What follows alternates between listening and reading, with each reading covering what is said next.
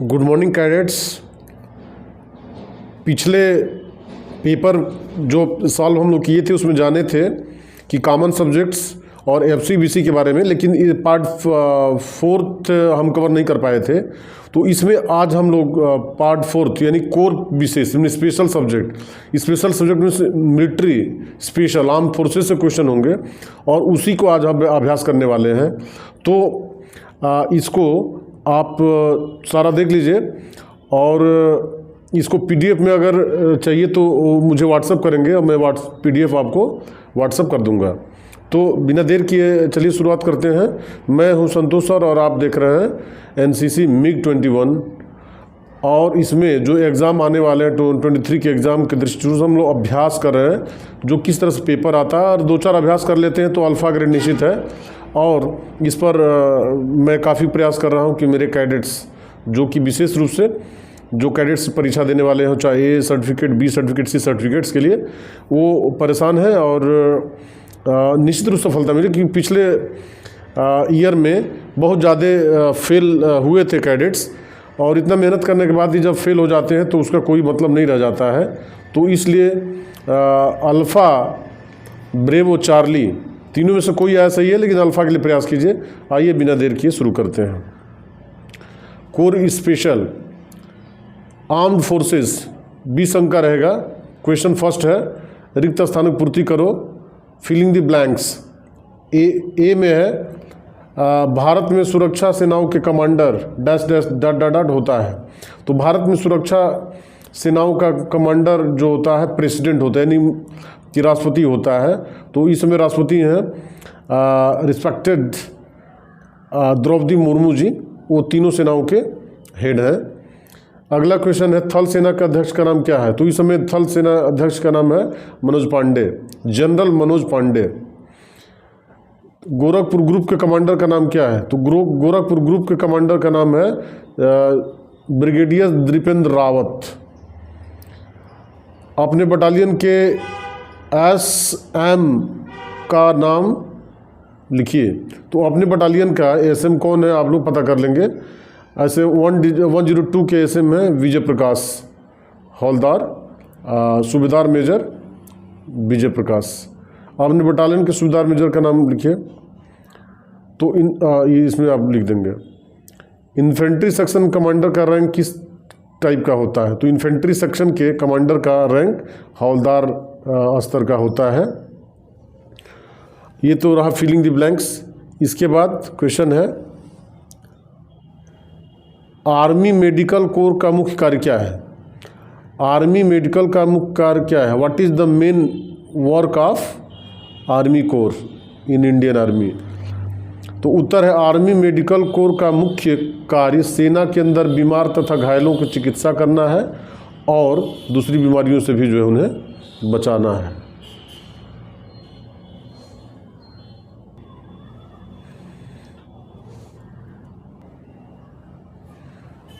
अगला क्वेश्चन है, third question और थर्ड, शांति काल में सेना के क्या कार्य करती है? तो शांति काल यानी युद्ध काल न हो उस समय शांति काल में सेना निम्न कार्य करती है, जैसे बाढ़, आपदा, भूकंप या किसी भी प्रकार की आपदा यानी कि डिजास्टर होता है, उस दशा में जनता की सेवा करती है और इंडियन आर्मी। तो ये लिख देंगे। इसके बाद अगला क्वेश्चन है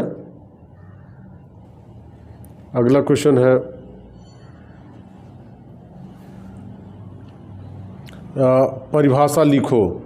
जो ये दिया हुआ है, पहला है ड्यून। तो सैंड ड्यून, जैसे इसको शब्द कर सकते हैं सैंड ड्यून, हवा के झोंकों से बनने वाले बालू के रेत के टीले जो होते हैं ड्यून कहलाते हैं। उसको सैंड ड्यून कहना भी सही रहेगा। इसके पठार क्या होते हैं? तो पहाड़ या पर्वत जो समतल मैदानी रूप में हो, वो जो उसके भूभाग होता है उसे हम पठार कहते हैं। काल, इसको जो नॉल के जगह पर काल, पहाड़ का ऐसा हिस्सा जो दबी पर्वतीय हिस्सा होता है।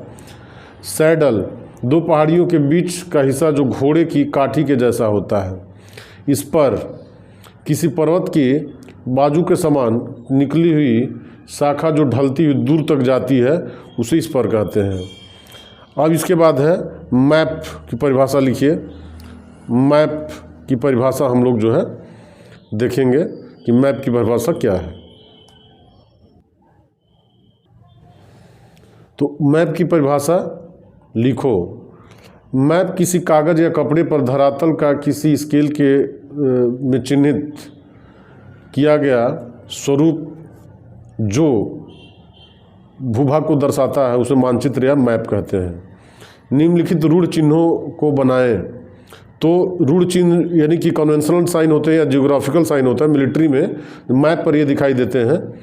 तो ये जो चिन्ह है मंदिर इस तरह का बनाएंगे, मंदिर का आकार आपका होगा। इसके बाद रेलवे लाइन जो है RL लिखा रहेगा, तो उस पर जो है ये लाइन खींच करके ऐसे ऐसे किया रहेगा। ब्रिज यानी पुल जो हो इस टाइप का उसका चिन्ह बना देंगे। मस्जिद का चिन्ह रहेगा, इस तरह से उसका बुर्ज बना रहेगा। लड़ाई के मैदान के लिए ऐसे चिन्ह बना हुआ होता है। अब देखिए फील्ड क्राफ्ट या बैटल क्राफ्ट से क्वेश्चन है। फील्ड क्राफ्ट से अच्छी आड़ की विशेषता क्या है? अच्छी आड़ से मतलब आड़ा तिरछा हो जाते हैं जब युद्ध के दौरान जो है जब फायर होता है तो कभी आड़े में चले जाते हैं, कहीं छुप जाते हैं, तो वो पेड़ से छुप जाते हैं या पथरीला कोई जगह रहता है या कोई बंकर बना लेते हैं, तो उस तरह की चीज़ को आड़ कहा जा रहा है। आड़ में छुपने का स्थान। तो कैसा आड़ अच्छा है, बढ़िया रहेगा, इसको जो है हम लोग देखते हैं। आड़ जो रहे जहाँ पर पहला है कि जहाँ दुश्मन छिपकर दुश्मन के ऊपर निगरानी रखी जा सके, उस पर छुपे देखते रहे दुश्मन क्या कर रहा है। जहाँ से शत्रु फायर से बचा जा सके, जहाँ से काफ़ी समय तक आराम से बैठा जा सके। तो आड़ के कई प्रकार होते हैं जो हम डिटेल में जब पढ़ेंगे तो उसमें आड़ में सीखेंगे कि आड़ के कौन कौन से प्रकार होते हैं और किस तरह का आड़ बढ़िया होता है। किन कारणों से चीज़ें दिखाई पड़ती हैं? दिखाई पड़ने का कारण क्या है? तो कोई चीज़ नज़र में जैसे आ जाती है, जैसे मूवमेंट करती है, गति करेगी तो चीज़ दिखाई दे सकती है। आकार, उसका आकार के कारण दिख सकता है। चमक अगर हो जाए तब दिख जाएगा। छाया हो और सतह फासला यानी कि सतह से कितना दूरी है वो दिखने के लिए काफ़ी है। सेक्शन फॉर्मेशन कितने प्रकार के होते हैं? जो कि इन्फेंट्री यानी कि थल सेना के लिए सेक्शन फॉर्मेशन होता है, जो कि 10 सैनिकों का एक समूह जो सेक्शन कहलाता है चलता है, तो उसका अलग अलग प्रकार है। एक सिंगल फॉर्मेशन होता है, फिर फाइल फॉर्मेशन होता है, इसको डायमंड यानी हीरे के आकार का फॉर्मेशन, एरो हेड तीर के निशान का फॉर्मेशन होता है, स्पीयर भाले के समान फॉर्मेशन सेक्शन फॉर्मेशन होता है, एक्सटेंडेड लाइन फॉर्मेशन यानी कि खुली लाइन के तरह से वह एक फॉर्मेशन होता है और यह सेक्शन के रूप होते हैं। अब इन्फेंट्री हथियार से जो क्वेश्चन है, रिक्त स्थान की पूर्ति करो। 7.62 mm SLR का कारगर रेंज 300 यार्ड होता है यानी 300 गज होता है। 7.62 mm LMG के मैगजीन में 30 गोली भरी जाती है। 0.22 राइफल का व्यास 0.4 होता है। 9 mm पिस्टल का कारगर रेंज 15 यार्ड होते हैं, 15 गज होता है।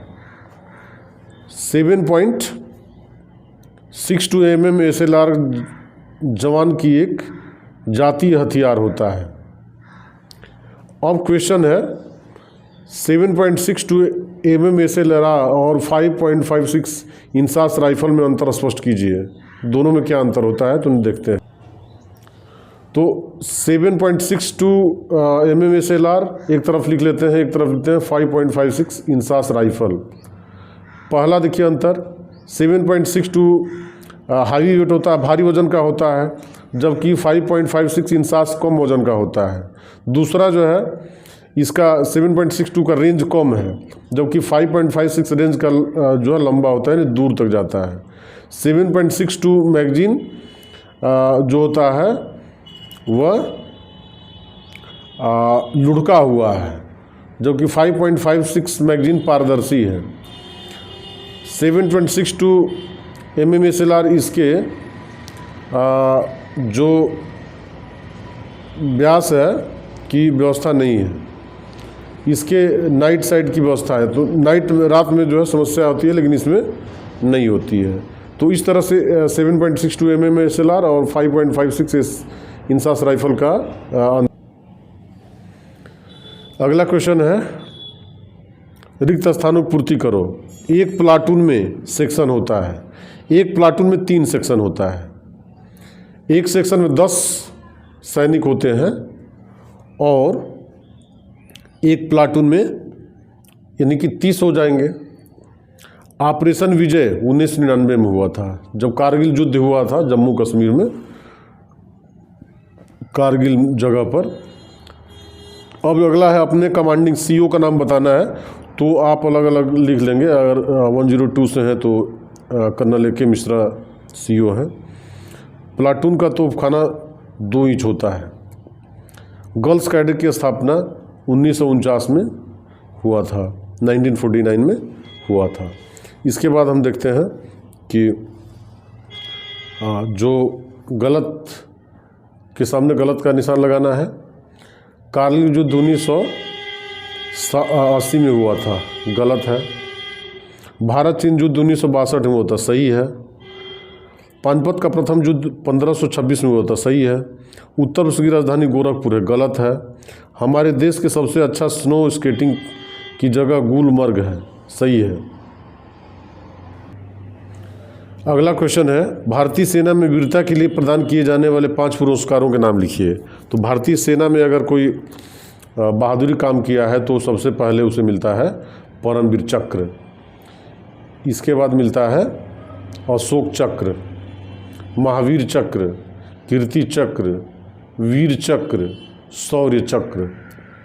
तो इस तरीके से आज हमने देखा कि ये जो कोर विशेष वाला क्वेश्चन है उसको आप लिख दिए। तो इसी को यदि आप चाहते हैं PDF फॉर्म में, तो जो दिया हुआ नंबर है उस पर व्हाट्सअप करेंगे तो मैं आप लोगों को भेज दूंगा। और यदि आप अभी तक चैनल को सब्सक्राइब नहीं किए हैं तो सब्सक्राइब कर लीजिए। आपको निःशुल्क आपको इन्फॉर्मेशन और आपको जानकारी इस पर मिलती रहती है। इसी के साथ थैंक यू सो मच।